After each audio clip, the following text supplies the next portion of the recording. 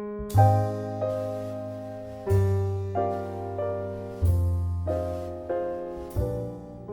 Students, देखो last class हम लोगों ने molecularity and zero order reaction को कंप्लीट किया था।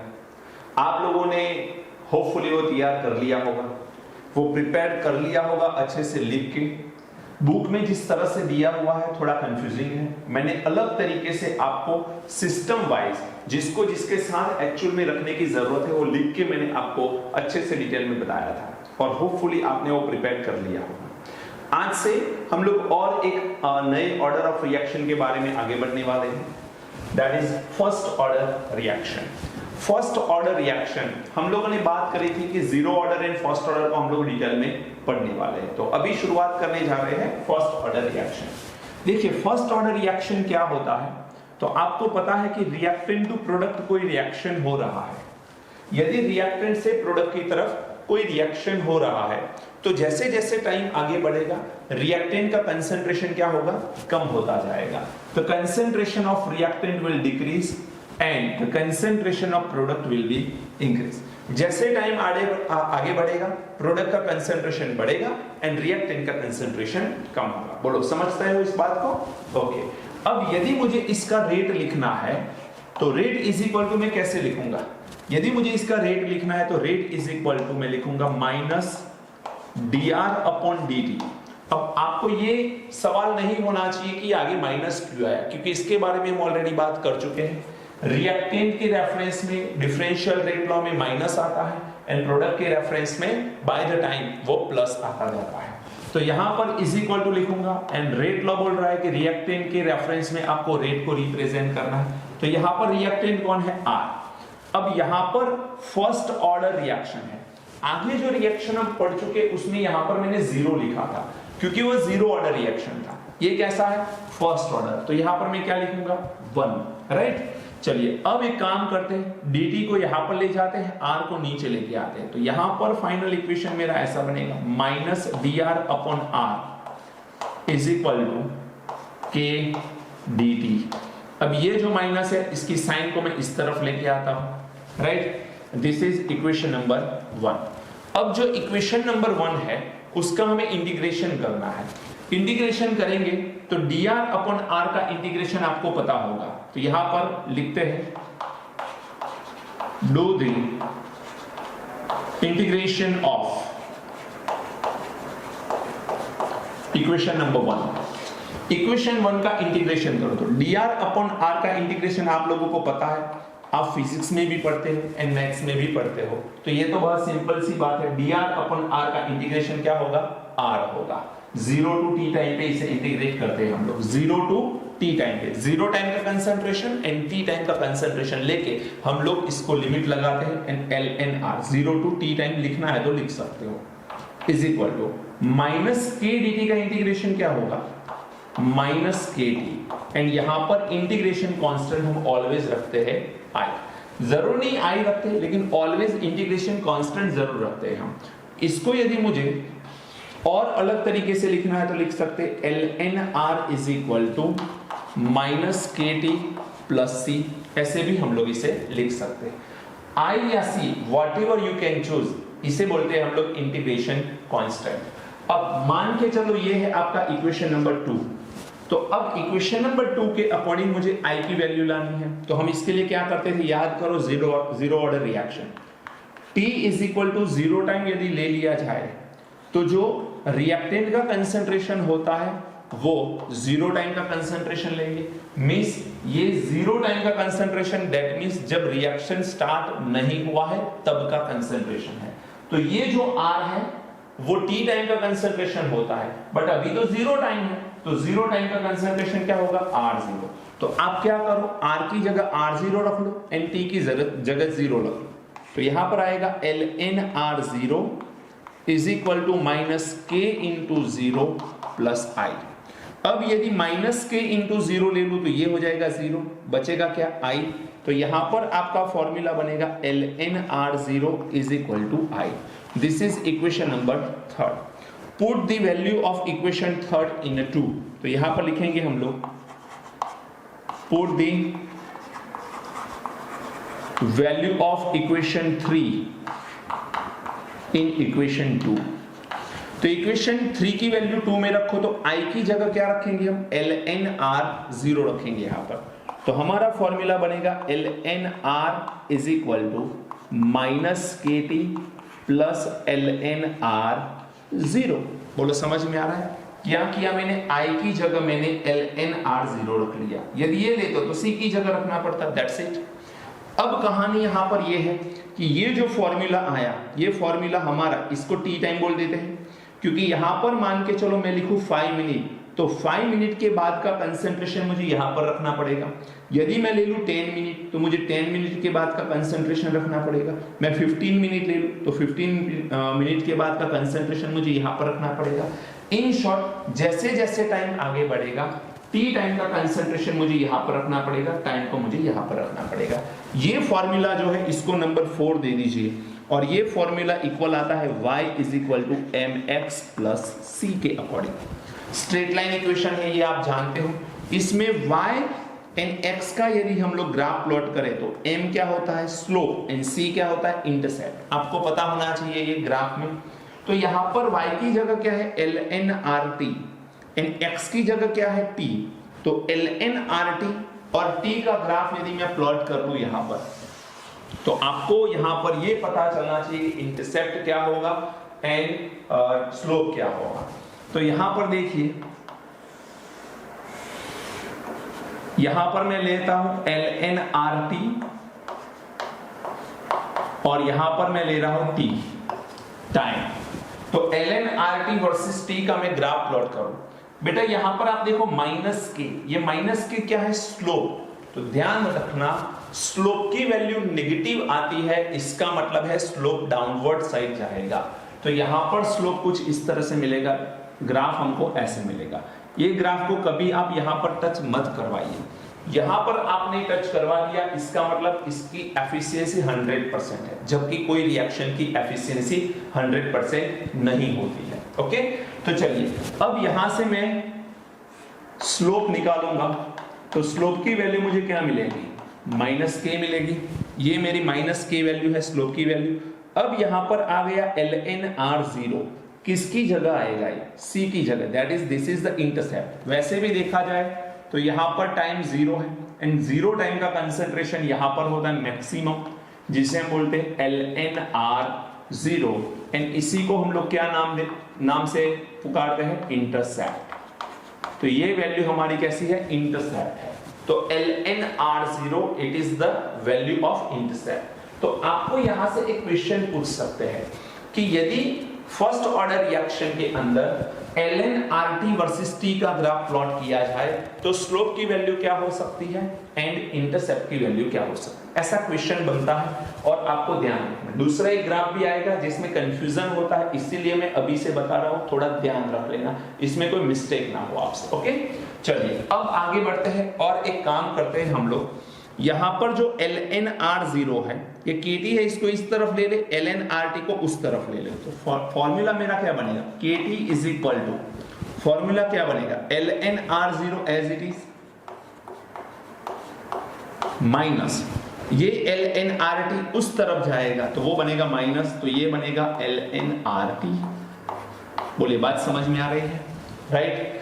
अब यहां पर मुझे k का फॉर्मूला डिराइव करना है रेट कांस्टेंट का, तो यहां पर मैं लिख सकता हूं 1/t, ये t को मैं नीचे ले लूं।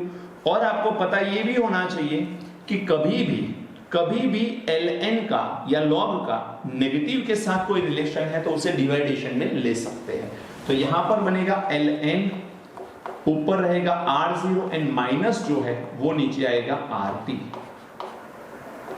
बोलिए समझ में आ रही है बात। तो ये फॉर्मूला आपको बहुत यूजफुल होने वाला है। यदि इस फॉर्मूला में थोड़ा सा और मैं करेक्शन करूं तो करेक्शन किस तरह से आ सकता है वो भी थोड़ा ध्यान रखो। जैसे कि देखो यहां पर ln को मैं log में कन्वर्ट करूं तो ये भी पता होना चाहिए कि ln जो है वो e का बेस होता है, ln e का बेस होता है, जबकि log जो है वो 10 का बेस होता है। तो ln को log में कन्वर्ट करने के लिए आपको क्या करना होता है, 2.303 से मल्टीप्लाई करना होता है। तो जब आप लोग ln e को लॉग में कन्वर्ट करना चाहो तो मल्टीप्लाई बाय 2.303। 11th में एक बार आ चुका है तो ये पता होगा आप लोगों को। चलिए अब इसकी वैल्यू को मैं यहां पर रख लूं तो मैं ln को हटाऊंगा तो 2.303 log 10 रखूंगा तो फॉर्मूला मेरा क्या बनेगा, k ऊपर की तरफ क्या आएगा 2.303 बाय t log ऊपर रहेगा r0 एंड नीचे रहेगा rt। ये फॉर्मूला जो है आपका ये सबसे ज्यादा यूजफुल है, ये 5 स्टार फॉर्मूला बोलेंगे हम लोग, क्योंकि इसके थ्रू हम लोग बहुत सारे एग्जांपल की कैलकुलेशन करने वाले हैं। तो फर्स्ट ऑर्डर रिएक्शन के रेट कांस्टेंट का फॉर्मूला बताइए, तो फॉर्मूला यही है k is equal to 2.303 by t log r0 upon rt। अब बेटा इसमें थोड़ा सा मैं चेंज कर रहा हूं, ध्यान से समझ लेना। ये जो वैल्यू है log r0 अपॉन rt, इसको मैं मास्टर करूं तो log r0 अपॉन rt को मास्टर कर ले चलो, तो ये t ऊपर चला जाएगा, 2.303 नीचे आएगा, तो फॉर्मूला बनेगा kt अपॉन 2.303। राइट, बोलो बात समझ में आ रही है। अब हम क्या कर रहे हैं, इसको y is equal to mx plus c से कंपेयर कर रहे हैं। अब वैसे यहां पर c नहीं है, ये जो फॉर्मूला है इसके अंदर प्लस c नहीं दिख रहा, इसको मान लो y, इसको मान लो x, k अपॉन 2.303 हो गया m, बट यहां पर क्या अवेलेबल नहीं है, c मींस इंटीग्रेटेड कांस्टेंट जो हम इंटीग्रेटेड कांस्टेंट नहीं, स्ट्रेट लाइन इक्वेशन में जो c आता है वो यहां पर अवेलेबल नहीं है। तो यहां पर c की वैल्यू हम लोग 0 कंसीडर करेंगे। क्या कंसीडर करेंगे, 0। अब थोड़ा यहां पर आएंगे, यहां पर जो c था वो कौन था, ln r0। ये ln r0 को हमने क्या बोला है, इंटरसेप्ट। तो ln r0 यदि इंटरसेप्ट था तो c की वैल्यू ऑलवेज क्या रहेगी, इंटरसेप्ट, जबकि यहां पर c की वैल्यू क्या है, 0।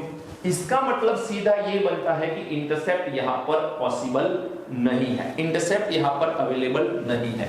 तो यहां पर जब मैं ग्राफ प्लॉट करूं तो ग्राफ बनेगा log r0 upon rt, graph बनेगा log r0 upon rt versus t का।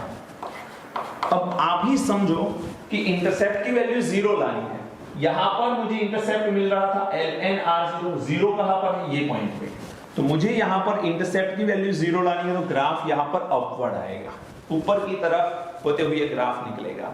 ये ग्राफ के अंदर यदि मैं स्लोप को निकालूं तो यहां पर मुझे स्लोप मिलेगा, एंड स्लोप की वैल्यू क्या मिलेगी, ये ऊपर की तरफ जा रहा है, ये पॉजिटिव होना चाहिए स्लोप, तो सीधी सी बात है k अपॉन 2.30 की वैल्यू कैसी है, पॉजिटिव, तो यहां पर आएगा स्लोप k अपॉन 2.303। तो इस ग्राफ से और एक क्वेश्चन बनता है कि फर्स्ट ऑर्डर रिएक्शन के अंदर log r0 upon rt versus t के ग्राफ का स्लोप क्या हो सकता है। देखो यहां पर ln rt वर्सेस t का ग्राफ है, जबकि log r0 upon rt versus t का ग्राफ है, दोनों में फर्क है, इसमें इंटरसेप्ट भी मिलता है, इसमें स्लोप भी मिलता है। इसमें इंटरसेप्ट नहीं मिलता, ये 0 है, एंड स्लोप की वैल्यू आती है k बाय 2.30। बोलिए समझ में आ रही है बात, ओके। अब बात ये है कि ये जो स्लोप मिला है हम लोगों को, यदि मैं प्रैक्टिकली या यहां पर कैलकुलेशन करके स्लोप की वैल्यू निकाल लूं तो मुझे k यहां से मिल सकता है। बोलो बात समझ में आ रही है। यदि मैं यहां से स्लोप की वैल्यू निकाल लूं तो 2.303 से इसे मल्टीप्लाई करके मैं k की वैल्यू भी निकाल सकता हूं। बोलो बात समझ में आई। अब यहां पर दो डिफरेंट ग्राफ दिए हैं, ये इक्वेशन भी मैंने दिया तो इसकी भी आपको जरूरत रहने वाली है। अब थोड़ा सा और एक इक्वेशन मुझे आपको दिखाना है, ये इक्वेशन नंबर 4 ले लो, तो यहां पर लिखता हूं मैं अकॉर्डिंग टू इक्वेशन नंबर 4। अब देखो क्या हो रहा है, अकॉर्डिंग टू इक्वेशन नंबर 4 ले लो तो ln r0 को मैं इस तरफ लाऊंगा, kt माइनस है माइनस ही रखूंगा, तो ln rt में से ln r0 को मैं माइनस करूंगा, तो यहां पर बनेगा ln rt minus ln r0 is equal to minus kt। बोलो समझ में आई बात। ये kt है as it is, ln r0 को मैंने ln rt के साथ रख लिया। अब यहां पर इसको मैं डिवाइड कर सकता हूं ln RT अपॉन R0 लेके, तो ये बनेगा माइनस KT। अब मुझे एक और क्वेश्चन फर्स्ट ऑर्डर रिएक्शन के लिए पूछा जाता है, that is exponential form of first order reaction. कैसा फॉर्म? Exponential form. तो इसके लिए क्या करूंगा, मैं ln की साइड चेंज करूंगा। जैसे ही मैं ln को इस तरफ ले जाऊं, ये बनेगा e का, ये हो जाएगा पावर और यहां पर बेस हो जाएगा e। तो फाइनल फॉर्मूला मेरा बनेगा RT अपॉन R0। जैसे ही ln साइड चेंज करेगा, ये बनेगा e raise to minus KT। ये ध्यान रखना है आपको। R0 को मैं ऊपर ले लूं तो R0 is equal RT is equal to R0 e raise to minus KT। ये जो फॉर्मूला बना इसको याद रखना है। This is also important formula. इसे बोलते हैं हम लोग exponential form, exponential form of first order reaction. Exponential form of first order reaction, इसको हम लोग इक्वेशन नंबर दे दे। हमारा कौन सा इक्वेशन नंबर आ रहा है? इसे इक्वेशन नंबर 5 दे दो और इसे इक्वेशन नंबर 6 दे दो।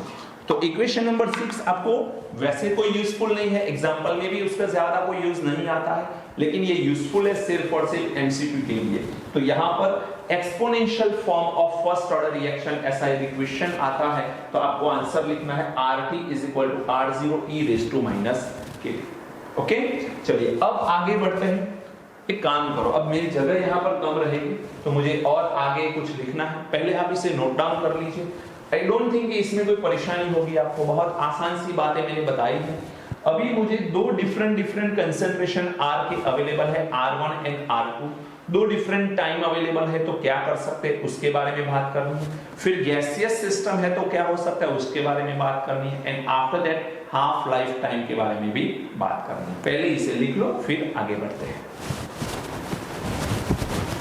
चले बेटा, अब हम लोग दो अलग अलग रिएक्टेंट के कंसंट्रेशन जानते हैं, तो किस तरह से इक्वेशन बना सकते हैं उसके बारे में बात करते हैं।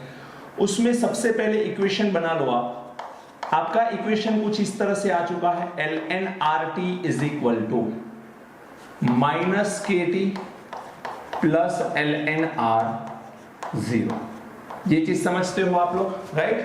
अब ln R0 तो चेंज नहीं होगा क्योंकि ये तो जीरो टाइम का कंसंट्रेशन है। मान के चलो, assume that the concentration of reactant will R1 and at that time the time is T1. After some time the concentration of reactant will R2 and time is T2. तो reactant के concentration में R1 से क्या हुआ R2, तो compare to R1 R2 की value क्या होगी? कम होगी, क्योंकि रिएक्टेंट जो है उसका कंसंट्रेशन ऑलवेज क्या होता है? कम होता है।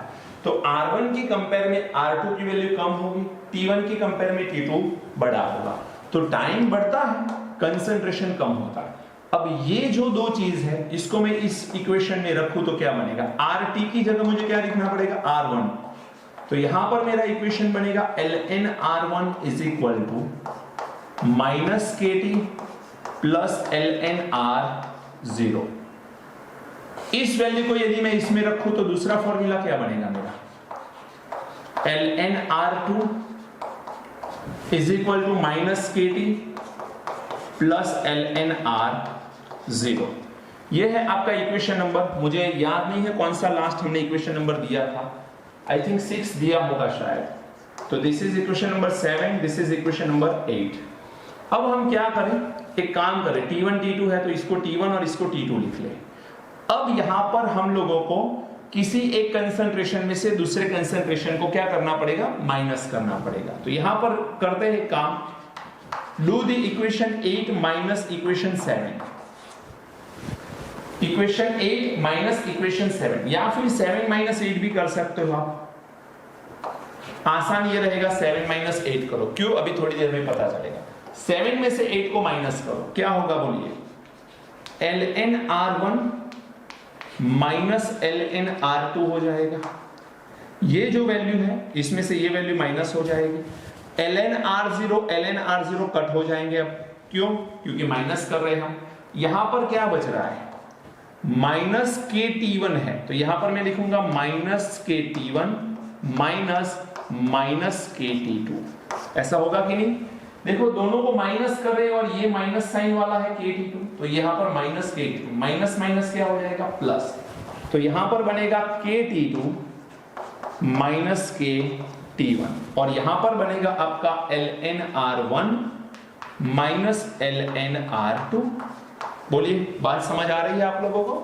अब यहां से k कॉमन निकलेगा, बचेगा T2 माइनस T1 और ये जो माइनस है उसको मैं ले लूं रेशियो में, ln R1 upon ln R2। बोलो समझ में आ रही बात? अब बेटा ये जो ln है मुझे k को मास्टर करना है, तो चलो k को मास्टर करो तो क्या होगा, k इज इक्वल ये T2 माइनस T1 नीचे आएगा तो 1 अपॉन T2 माइनस T1 और यहां पर बनेगा ln R1 अपॉन R2। अब यदि मैं ln को लॉग में कन्वर्ट करना चाहूं तो क्या करना है आपको पता होना चाहिए, लॉग में कन्वर्ट करना है ln को तो 2.303 से मल्टीप्लाई करना पड़ेगा, तो at that time k is equal to यहां पर आएगा 2.303 अपॉन T2 माइनस T1, यहां पर बनेगा log 10, यहां पर बनेगा R1 अपॉन R2। ये फॉर्मूला आ गया जब हमारे पास दो डिफरेंट टाइम एंड दो डिफरेंट रिएक्टेंट के कंसंट्रेशन हो उस टाइम का।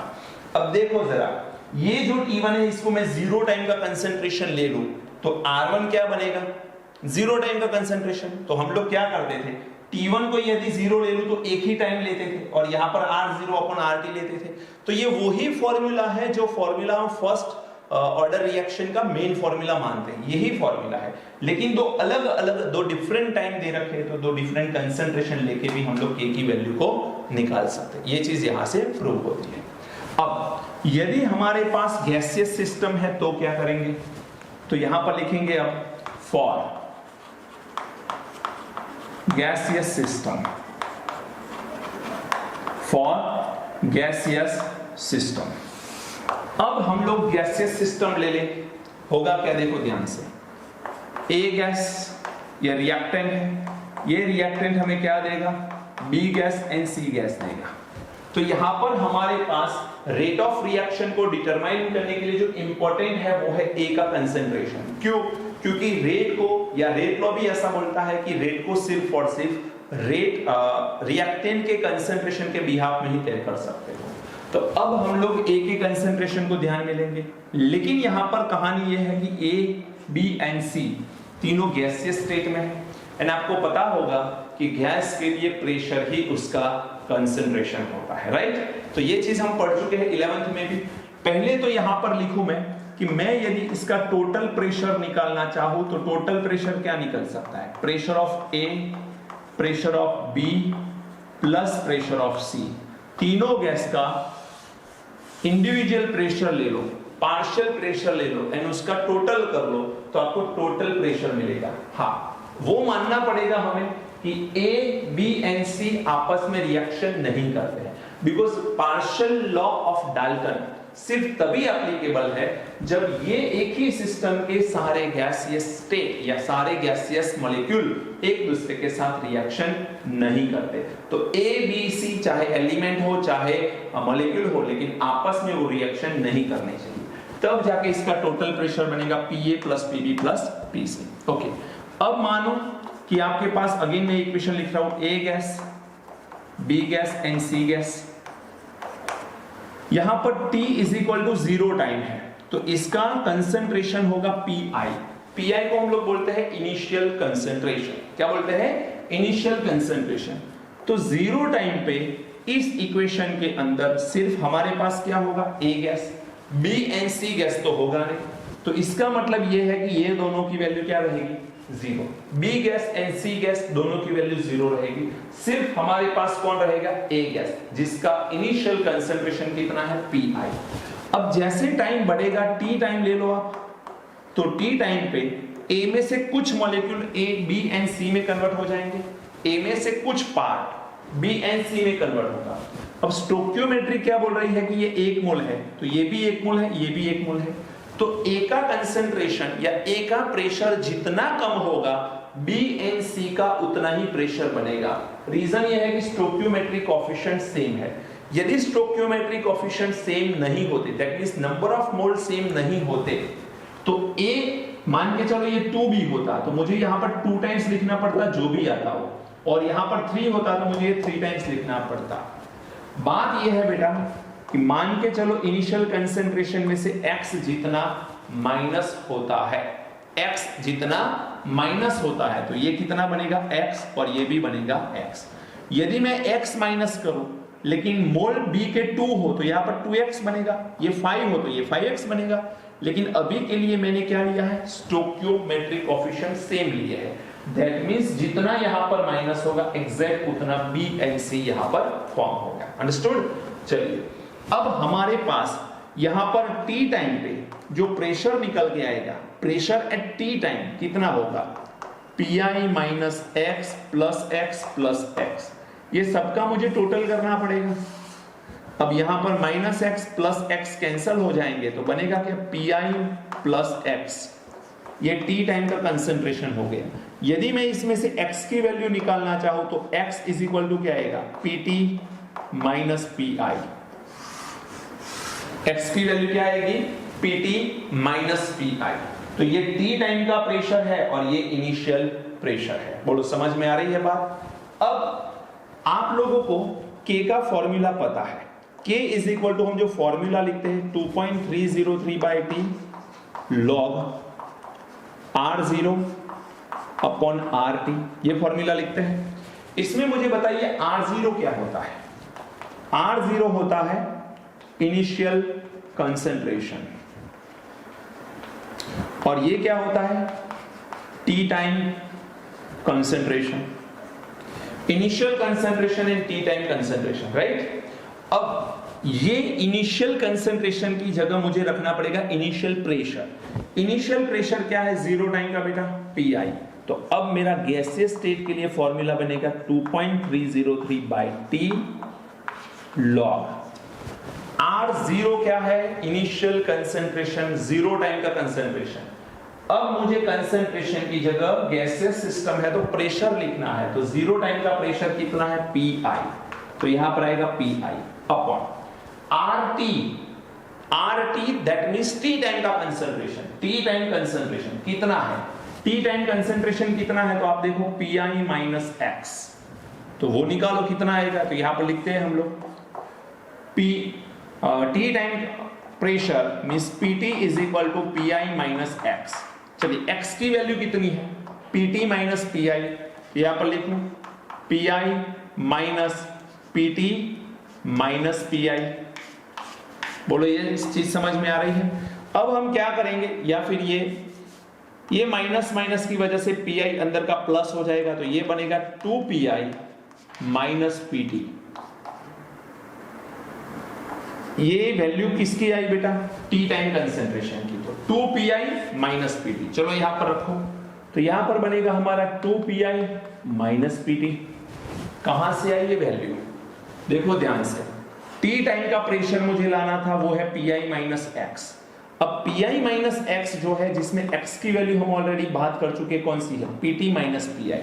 पीटी माइनस पी में एक्स की जगह रखो तो माइनस माइनस ये हो जाएगा प्लस, तो P and P 2 and minus PT. ये वैल्यू को मैं कहां रखूंगा, आरटी की जगह, दैट मींस पीटी की जगह।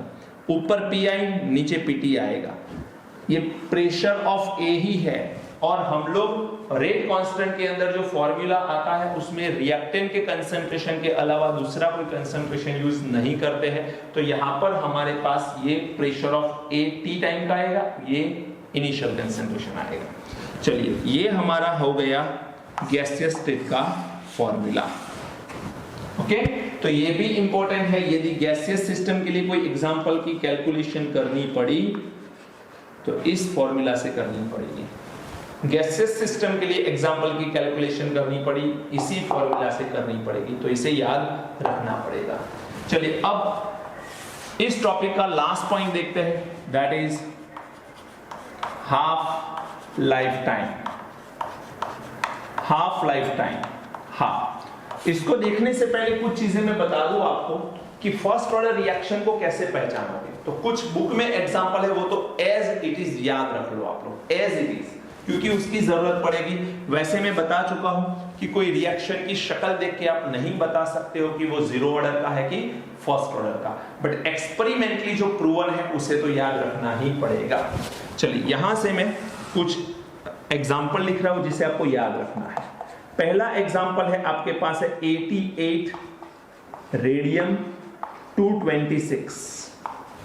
रेडियम कैसा एलिमेंट है? रेडियो एक्टिव एलिमेंट है। कोई भी radio active reaction first order reaction होगा, इसे दिमाग में फिट कर लो। कोई भी रेडियो एक्टिव रिएक्शन कैसा होगा? फर्स्ट ऑर्डर रिएक्शन ही होगा। इसमें से मैं क्या रिलीज करूं? हीलियम को रिलीज कर लो। जैसे हीलियम रिलीज हो जाएगा, 88 में से 2 चला गया, बचा क्या? 86। 226 में से 4 चला गया, क्या बचा? 222। अब आपको पता ये होना चाहिए कि 86 नंबर का एलिमेंट कौन सा होता है, दैट इज रेडॉन। 86 नंबर का एलिमेंट कौन सा होता है? रेडॉन। तो ये रिएक्शन जो है वो फर्स्ट ऑर्डर रिएक्शन है, क्योंकि ये रेडियो एक्टिव रिएक्शन है। दूसरे ऐसे कुछ रिएक्शन है जो रेडियो एक्टिव नहीं है फिर भी फर्स्ट ऑर्डर है, लाइक C2H4 गैस ले लो। अब C2H4 को कौन से फॉर्मूला से मैच होता है? Alkyne, that means this is ethene. And ethene का आप हाइड्रोजिनेशन करिए, जैसे हाइड्रोजिनेशन करोगे बनेगा C2H6। तो ये भी तो एक फर्स्ट ऑर्डर रिएक्शन है, याद रख लेना। इसके बाद N2O5 का आप डीकंपोजिशन करिए, तो यहां पर मिलेगा 2 mole of NO2 gas plus 1/2 mole of O2 gas. तो this is also first order reaction. तो radioactive reaction first order reaction है। इथीन का हाइड्रोजिनेशन करेंगे तो इथेन मिल रहा है, ये भी फर्स्ट ऑर्डर रिएक्शन है। एंड N2O5 का डिकम्पोजिशन होके 2 mole of NO2 and 1/2 O2 gas मिल रहा है, ये भी फर्स्ट ऑर्डर रिएक्शन है। तो ऐसे कुछ फर्स्ट ऑर्डर रिएक्शन आपको याद रख लेने पड़ेंगे। अब आते हैं हाफ लाइफ टाइम में। हाफ लाइफ टाइम को हम लोग शॉर्टली T1/2 से रिप्रेजेंट करते हैं। अब इसकी डेफिनेशन तो वही है कि इनिशियल कंसंट्रेशन हाफ होने के लिए जो टाइम लगता है उसी टाइम को हम लोग हाफ लाइफ टाइम बोलते हैं। इनिशियल कंसंट्रेशन को क्या करना है? हाफ। तो एट दैट टाइम जो T टाइम का कंसंट्रेशन आएगा वो कितना आएगा? R0/2, क्योंकि हाफ खत्म हो चुका है तो बाकी कितना रहेगा? हाफ। 100% रिएक्शन में से 50% रिएक्शन कंप्लीट होने के लिए जो टाइम लगता है उसी को हाफ लाइफ टाइम बोलते हैं।